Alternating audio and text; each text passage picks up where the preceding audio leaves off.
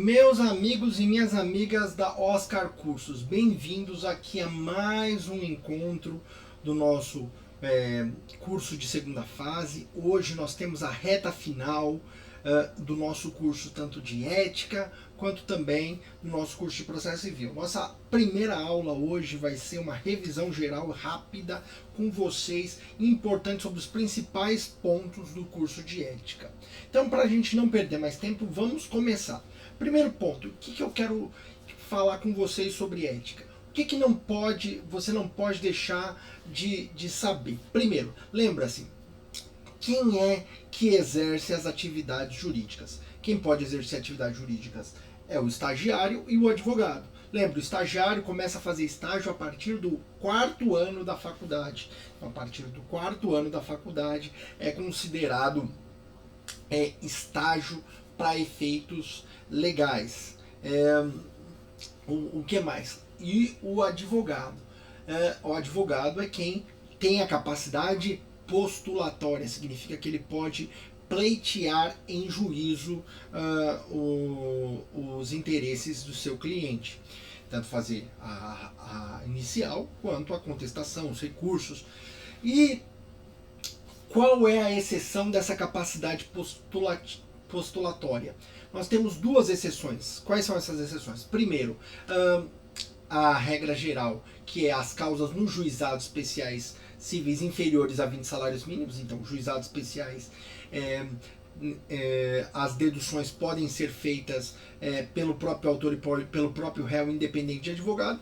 O jus postulante na justiça do trabalho, o trabalhador pode ir lá pleitear, lembrando que ele pode pleitear, mas ele não pode recorrer. Para recorrer, fazer recurso ordinário, depende de advogado, assim como também no juizado. No juizado especial, nas causas até 20 salários mínimos, o advogado não é imprescindível até a sentença. Depois da sentença, para recorrer, precisa de advogado. Outra situação é habeas corpus. Habeas corpus não é peça típica de advogado. Qualquer pessoa pode fazer, o paciente, terceiro pode impetrar habeas corpus. Então, isso é um ponto importantíssimo que vocês têm que ter em mente. Dito isso, o que a gente pode avançar? O que é atividade típica de advogado? Então, atividade típica de advogado é qualquer ato que se refere a uma atividade exclusiva da profissão. Então, atividade de advogado são atividades inerentes à profissão da advocacia. E nós temos atos privativos como, no âmbito dos empregados, gerência e diretoria jurídica são atos privativos de advogado. Como nós já falamos, a capacidade postulatória de deduzir em juízo, salvo as exceções que nós falamos, é ato privativo de advogado. Os atos constitutivos das sociedades empresárias e também das pessoas jurídicas do terceiro setor, associações, igrejas, partidos políticos, são atos privativos do advogado. Então, estatuto social, de SA, contrato social, as alterações, tudo deve ser vistado por advogado. Qual é a exceção nesse ponto? As micro e pequenas empresas não precisam ser vistados os seus atos constitutivos por advogado, porque são atos mais simples. Tem lá um privilégio que a Constituição dá de incentivo ao pequeno e médio empresário. E para que o advogado exerça de forma efetiva as suas atribuições, ele precisa realizar quantos atos, meus amigos? São 5 atos. 5, então. Pensou em advocacia efetiva? 5. Pensa na sua mão. Pense em 5 atos. 5 atos anuais. Para que o advogado tenha ali efetivamente considerado como atividade jurídica, ele tem que participar de 5 atos jurídicos durante o ano. Tem que assinar 5 petições, assinar contratos, ou ainda realizar reuniões, atos privativos de advogado que sejam efetivos para que o exercício da profissão seja considerado efetivo. Lembrando que aqueles atos que são privativos de advogado, que não forem praticados por advogado, eles são nulos, lembra? Nulidade. Nulidade é como se nunca tivesse existido. Então, nulidade é como se nunca tivesse existido. Ato privativo praticado por terceiro, ó, que não é advogado, é nulo de pleno direito, ok? Então, tá jóia. Vamos avançar aqui. Um ponto que é importante, audiências. Advogado não pode figurar ao mesmo tempo como preposto e advogado. Advogado não pode figurar no mesmo ato como preposto e advogado. Então, advogado não pode ser ao mesmo tempo advogado na procuração e imagine preposto de uma empresa no JEC em causas inferiores a 20 salários mínimos. Então ele não pode. Se o correto é o advogado não estar na procuração. Então se ele não está na procuração, ele não figura como advogado. Se ele não figura como advogado, ele pode ser preposto. Mas quem é preposto não pode figurar simultaneamente como advogado. Onde está isso, professor? Artigo 25 do Código de Ética da Advocacia. O que é importante a gente falar, por exemplo, sobre estágio? Estágio é aonde o estagiário deve fazer a sua inscrição na OAB. É no Conselho Seccional cujo território está o seu curso jurídico. Imagine que aqui nós vivemos num país de conurbação urbana, ou seja, que os limites fronteiriços não são muito visíveis. Imagine alguém que viva na fronteira de um estado e o seu curso seja em outro estado, mas a sua residência seja em outro. Então, um curso jurídico em um estado e a sua residência em outro. Onde ele deve se inscrever? Segundo as regras do Estatuto da OAB, ele deve se inscrever no Conselho Seccional onde estiver o curso jurídico. E o advogado? O advogado deve se inscrever no Conselho Seccional. Então, lembra, Conselho Seccional é órgão estadual. Conselho Seccional onde exercerá o seu domicílio profissional, ou seja, onde estará o seu escritório. Então, o estagiário é onde está localizado o seu curso jurídico, Conselho Seccional do curso jurídico. E o advogado no local onde vai exercer a sua atividade. Quem não pode ser estagiário também não pode ser advogado. Quem não pode ser advogado não pode ser estagiário. Exemplo, pessoas concursadas no Ministério Público e no Poder Judiciário. Seu examinador gosta de cobrar essa situação. Então, quem está impedido de exercer a advocacia também está impedido de ser estagiário, ok? Então, este é um ponto muito importante. Lembrou, estágio válido é aquele que é cursado nos últimos 2 anos do curso jurídico. Vamos avançar?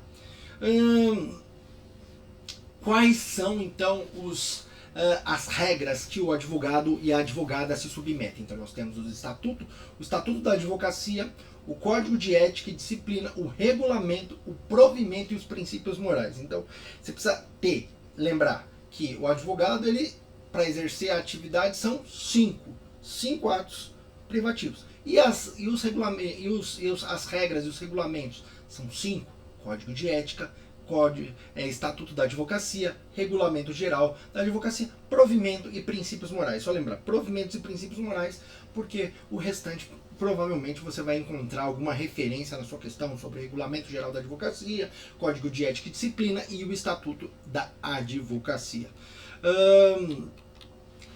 Nós temos também, qual é o ponto principal da atividade do advogado? O ponto principal é o sigilo. Sigilo é a atividade jurídica, ela é baseada na confiabilidade e na independência, então por isso o sigilo profissional é importante. A relação, as informações entre advogado e cliente são sigilosas.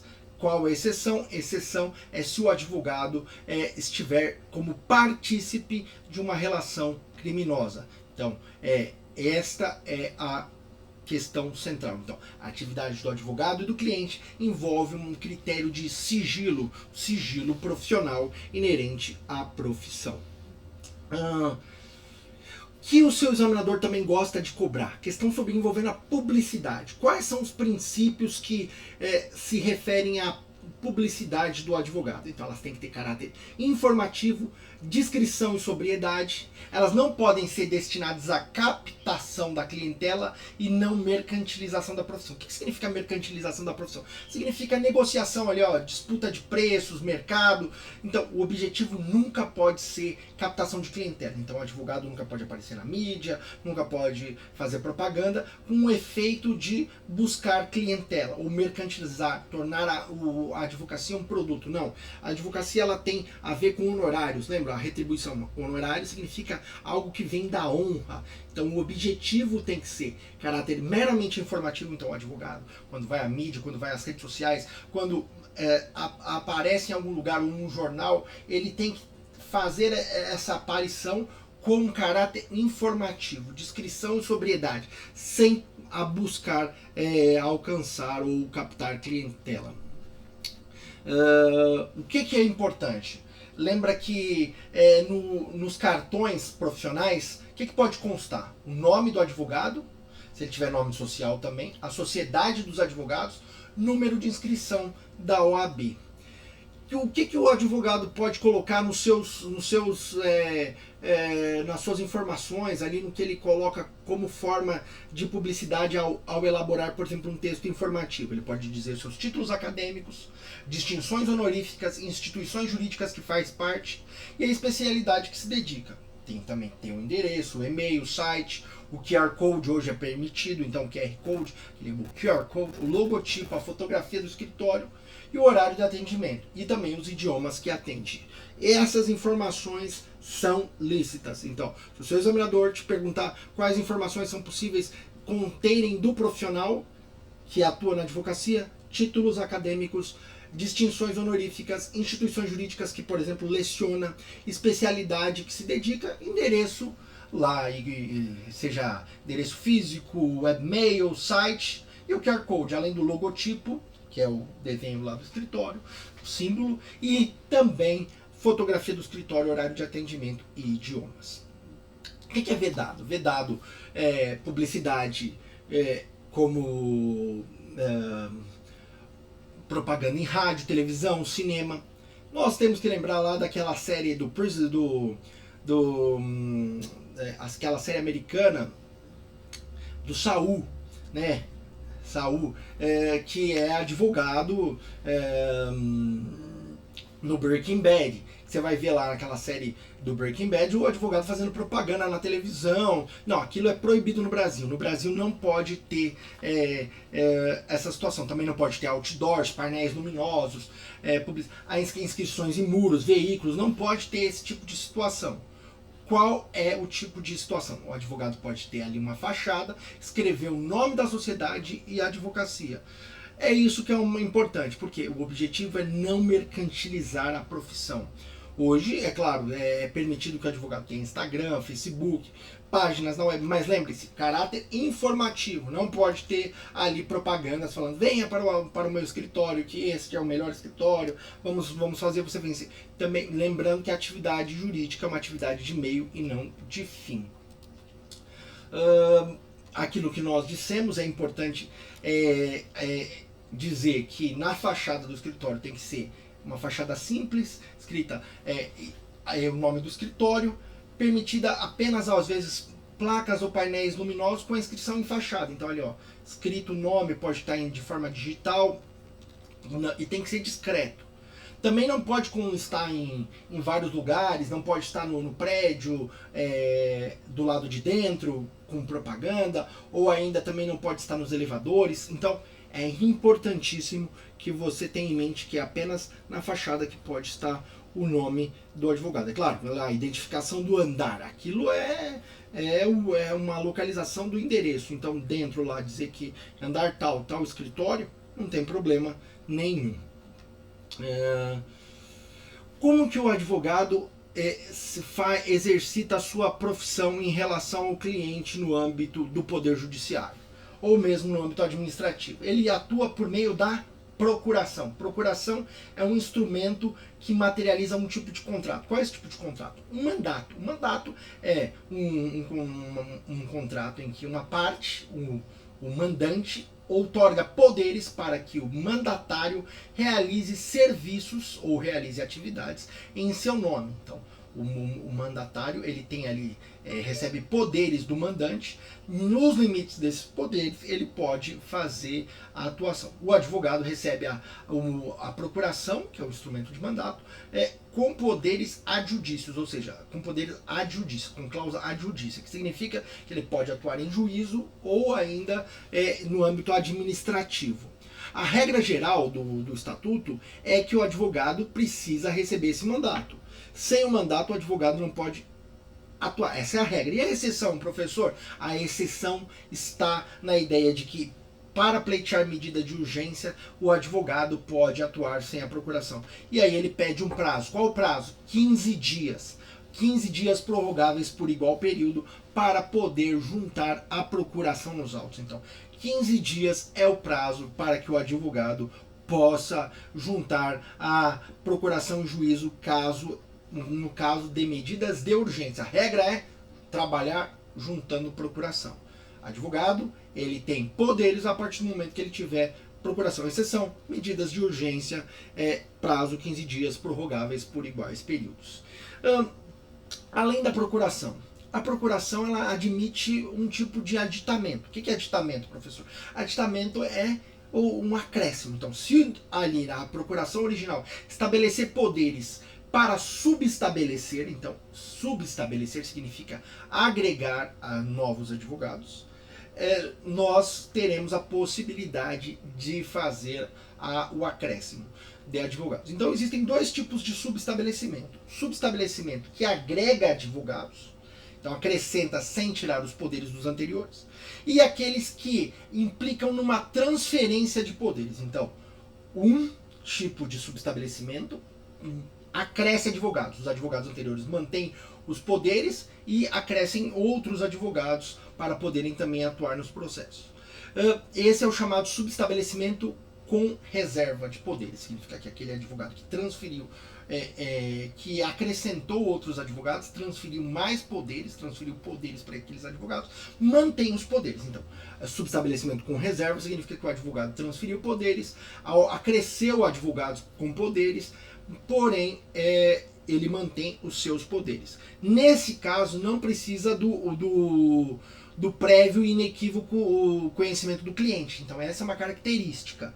Então o advogado anterior, que é o subestabelecente, ele permanece no processo. E esse ato é um ato pessoal do advogado. Quem assina o subestabelecimento? O cliente? Não, é o advogado. Ele assina o subestabelecimento. É ato privativo do advogado assinar o subestabelecimento para os colegas para crescerem. Caso típico é advogado que advoga no Brasil inteiro, e aí ele subestabelece para um colega fazer a audiência em outro estado da federação. Então, se o cliente tem um processo em outro estado, em vez dele se deslocar, ele subestabelece para um advogado local realizar a audiência. Esse é um exemplo típico. E a outra forma que o advogado não mantém os poderes é o chamado subestabelecimento sem reservas. Então, com reservas ele mantém poderes, sem reservas ele exclui. Esse é o ato típico normalmente quando o cliente quer passar os processos que estão em um advogado para outro advogado. Então, este advogado novo, ele passa a ser o único detentor. Esses advogados novos, ali escritos no subestabelecimento, passam a ser os únicos procuradores. Os anteriores saem do processo, ou seja, eles deixam de ter os poderes, e os novos advogados passam a ser os únicos que possuem ali os poderes para o exercício da advocacia. Então, subestabelecimento sem reserva significa que se inclui novos advogados, excluindo-se os anteriores. Os com reservas é acréscimo, o sem reserva é exclusão para incluir novos advogados. Neste caso de sem reservas, exige-se o quê? Exige-se o prévio e o inequívoco conhecimento do cliente, ok? Nós temos também algumas figuras típicas que são unilaterais. De um lado, nós temos a renúncia do mandato. Então o advogado ele pode unilateralmente não querer mais continuar no processo, então ele notifica o cliente e junta no processo. Ele ainda vai ter 10 dias como responsáveis para que o cliente possa, a partir da juntada no processo da ciência inequívoca do cliente, para que ele possa ser responsável pelos processos. Ato contínuo existe também o ato unilateral do cliente. Tem a renúncia, que é ato privativo unilateral do advogado, existe o ato unilateral do cliente, que é a revogação do mandato, a revogação dos poderes. O cliente, ele fica... ele fala para o advogado, eu não quero mais, vou passar para terceiros, então eu estou revogando seus poderes. Esse ato, o que ele impacta? Ele não desobriga o cliente ao pagamento das verbas honorárias contratadas, é claro que tem que ser proporcional ao exercício do processo, não retira do advogado o direito de receber o que lhe é devido de verbas, inclusive de sucumbência, calculadas, como nós falamos, proporcionalmente, e não exige justificativa. Assim como a renúncia do mandato não exige justificativa, o advogado pode chegar e falar, eu não quero mais continuar com o processo, assim também não se exige do cliente a justificativa para revogação do mandato. Lembrando, quem pode ser advogado? Aqui é um ponto importante. Quem tem capacidade civil, diploma ou certidão de graduação em instituição autorizada e credenciada, então não basta ser só autorizada, se não tiver credenciamento, o título não vai valer. Título de eleitor e quitação militar, se for do sexo masculino, aprovação no exame de ordem, não exercer atividade incompatível, ter idoneidade moral e prestar compromisso perante o conselho. Lembra que deve ser feita a sua inscrição no território profissional onde vai ser desempenhado a atividade. Para ser estagiário, quase tudo, menos a aprovação no exame de ordem. No exame de ordem também não pode, não tem exigência de passar no exame de ordem para ser estagiário. Mas ela deve ser feita onde? No território que está o curso jurídico. Além disso, quem não pode exercer atividade de advogado também não pode ser estagiário. Lembra, as atividades incompatíveis. Lembra, se o advogado também exceder 5, lembra, quase tudo é 5 na advocacia. 5 atos privativos, 5 regras que você deve observar, que são os dispositivos, os diplomas legais, e 5 causas por ano. Passou de 5 causas por ano em outro território, em outro conselho seccional ali exercido, o advogado tem o dever de fazer o que é uma OAB suplementar, que vai complementar ali o exercício da atividade naquela feita no domicílio profissional. Então, primeira deve ser feita no conselho seccional onde o advogado exerce o seu domicílio profissional. Outra situação, ele deve realizar a inscrição suplementar no conselho seccional em que realiza mais de 5 atividades no ano. O advogado pode também fazer transferência? Pode, ele pode mudar. O que vai acontecer? Vai se cancelar a inscrição lá naquele conselho seccional onde ele desempenhava a situação e vai passar a ter inscrição no novo conselho seccional que ele vai ter domicílio profissional. Lembrando que é importante que não precisa prestar novo exame de ordem neste caso. Outras possibilidades que nós falamos, tem a questão do cancelamento. O cancelamento pode ser a requerimento da parte, pode decorrer de uma penalidade de exclusão. Lembrando que a penalidade de exclusão exige 2/3 dos membros do conselho seccional competente. Então, 2/3 dos membros do conselho seccional para que o advogado ou advogada possa sofrer a penalidade de exclusão.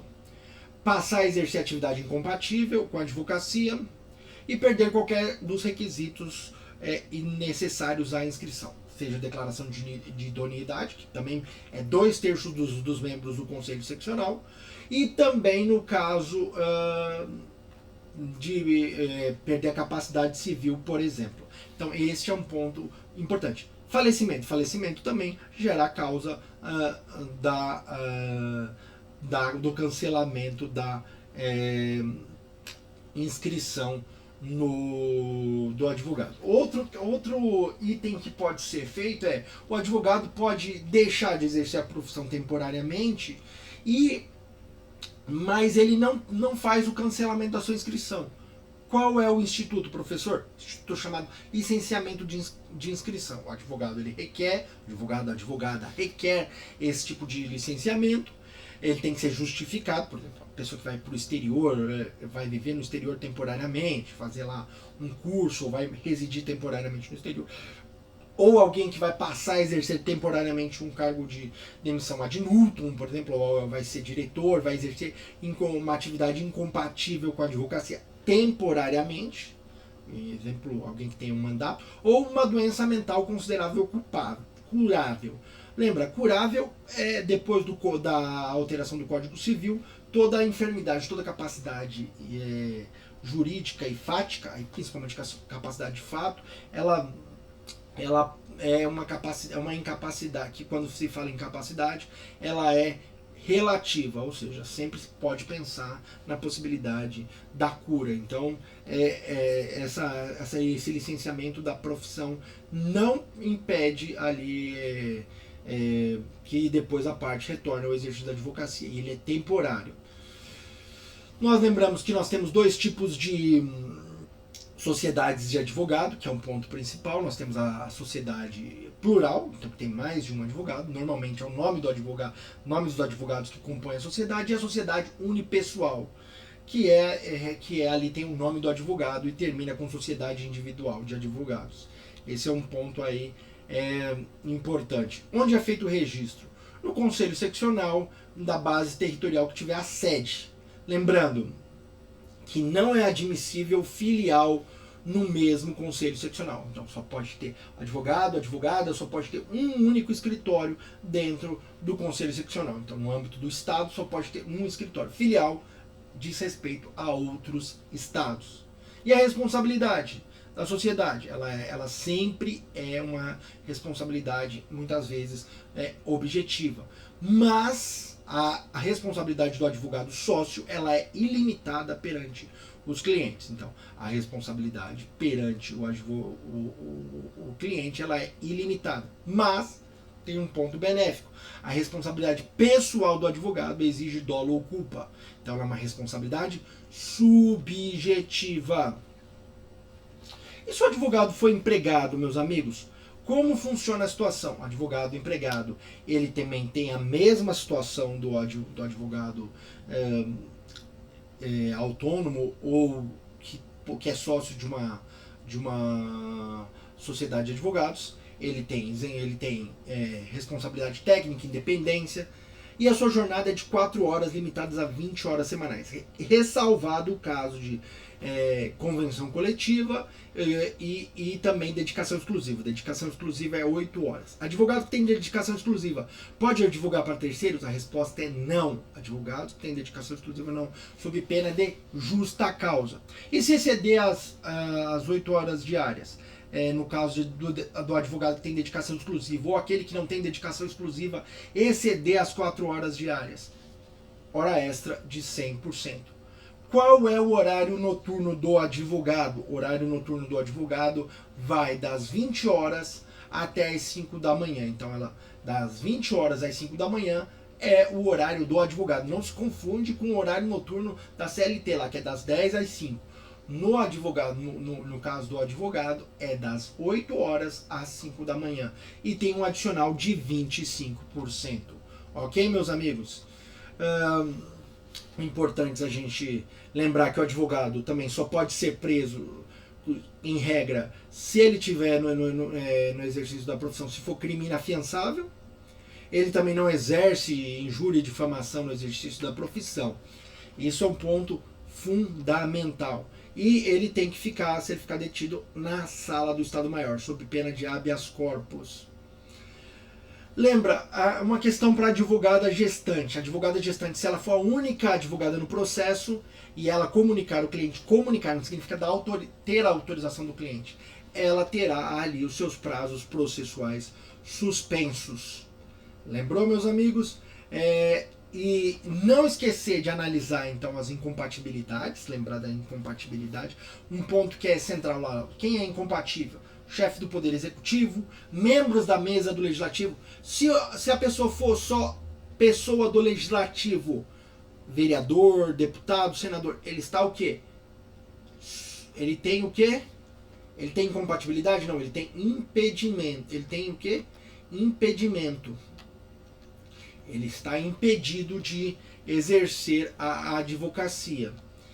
E se o advogado for, se ele estiver na mesa, ele não pode exercer na mesa do Congresso ou na mesa da mesa diretora, não pode exercer a atividade. Ele está impedido de exercer a atividade. Estes são pontos ali que eu queria destacar para vocês. Lembrando, questão dos honorários advocatícios também são importantes, a gente falar dos honorários. Honorários em regra são do advogado, existem os honorários convencionais, os arbitrados. Arbitrados são aqueles normalmente fixados pelo juiz, seja para o advogado que tem o convênio com a OAB, para exercer ali a atividade suplementar em relação à defensoria pública, para poder atuar em prol das pessoas carentes e vulneráveis do ponto de vista econômico, como também aqueles em que não tem no contrato ali a fixação de honorários. Então o juiz arbitra honorários. Tem os honorários cota-litis, que é um ponto importantíssimo também. Lembra que não é permitido o advogado emitir título de crédito, duplicata. O que é importante você ter em noção também? Prescrição. Lembra, prescrição é de 5 anos. Prescrição para o advogado cobrar o seu cliente. Onde está isso, professor?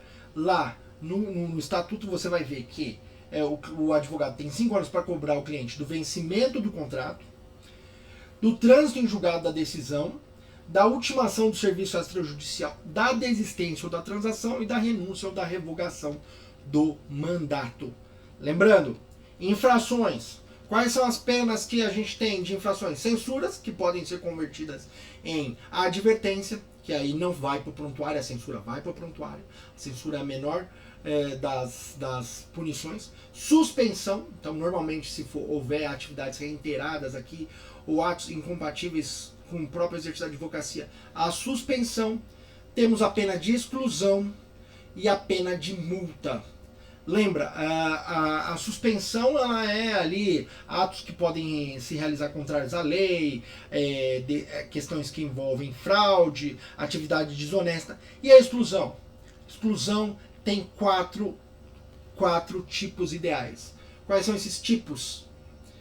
Fazer prova falsa para inscrição, então falsificar a aprovação no exame de ordem, falsificar conclusão de curso jurídico credenciado, tornar-se moralmente idôneo para o exercício da advocacia, lembrando que isso exige 2/3 dos votos do Conselho Seccional, praticar crime infamante, especialmente se apropriar do dinheiro do cliente ou praticar atos que sejam de corrupção, e aplicar 3 vezes a sanção de suspensão.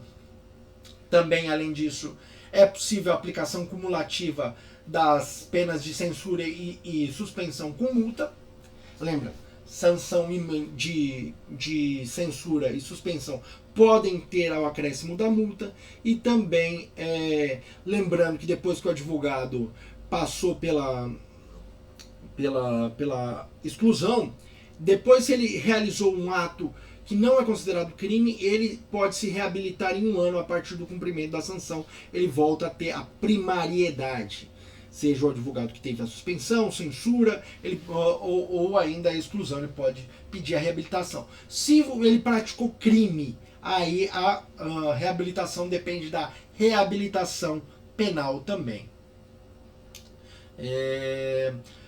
Lembra que o prazo para o advogado cobrar é de 5 anos, o advogado ou a advogada cobrar o seu cliente 5 anos. Então, também a prescrição para infrações disciplinares, o advogado tem 5 anos para sofrer essa penalização da constatação do fato. Se ele não sofrer, prescreveu. E existe também a prescrição intercorrente, ou seja, se o processo disciplinar ficar paralisado por mais de 3 anos, neste caso também o advogado pode pedir a fulminação do direito de punição em decorrência da pretensão punitiva do advogado em decorrência da prescrição intercorrente. O que interrompe a prescrição? Instauração do processo disciplinar, notificação válida diretamente por representado e decisão condenatória pelo órgão julgador. Então, ponto importantíssimo. Se o advogado não tiver defensor, o que vai acontecer? Se ele for revel, vai se dar ali um defensor dativo. Processo disciplinar, como ele começa? De ofício, pode ser instaurado de ofício pela OAB, ou ainda mediante representação do interessado, que vai ter 15 dias para apresentar a defesa, e também, se for fazer sustentação oral, 15 minutos. O processo corre em sigilo. Testemunhas, novamente 5. É permitido que a parte possa apresentar testemunhas, sim. É possível a revisão judicial? Sempre é possível a revisão judicial. E revisão do processo disciplinar no âmbito administrativo? Sim, se tiver erro de julgamento ou condenação baseado em prova falsa. Este é o ponto principal, meus amigos. Lembrando que a estrutura da OAB, nós temos o Conselho Federal, que tem ali as delegações, é formado pelos antigos presidentes e também pelas delegações, que são 3 conselheiros por unidade da federação. E o direito de voto é exercido no Conselho Federal por quem? Pelas delegações. Então, o voto é por delegação, não por conselheiro. Então, quem tem o direito de voto, os ex-presidentes, e quem tem o direito de voto são as delegações. E no Conselho Seccional, que é o órgão estadual, normalmente os conselheiros seccionais têm os conselheiros e também os ex-presidentes honorários. Quem tem o direito de voto são os conselheiros em regra. Conselho, e esse é o ponto importante. Nós temos as subseções, que elas não têm personalidade jurídica. Subseção não tem personalidade jurídica, um órgão do Conselho Seccional. E as caixas de assistência do advogado, que são ali aqueles que possuem mecanismos para fomentar os advogados que precisam de assistência. Esse é o ponto, são os pontos que eu gostaria de destacar para vocês. Eu agradeço aí este momento e estou à disposição para que a gente possa bater um papo. Só nos seguir nas nossas redes sociais. Meu Instagram é @prof.abacuque-sodré. O Instagram é prof.abacuque-sodré. Ok? Fico à disposição de vocês. Um forte abraço e boa prova!